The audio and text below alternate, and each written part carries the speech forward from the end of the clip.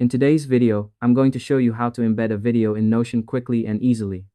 Whether you're building a resource hub, organizing a personal knowledge base, or you simply want all your favorite videos accessible in one place, this simple step-by-step guide will walk you through everything you need to know.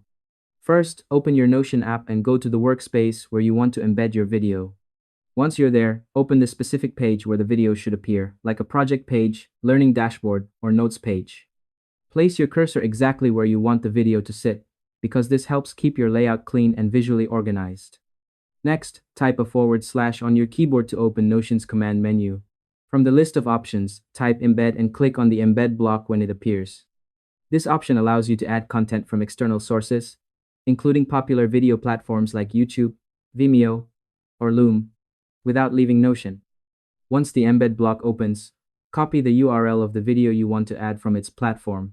Head back to Notion, paste the link into the Embed field, and press Enter or click Embed link.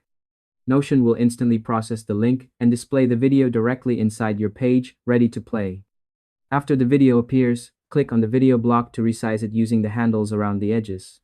You can make it larger for focus or smaller if you're adding multiple videos to the same page.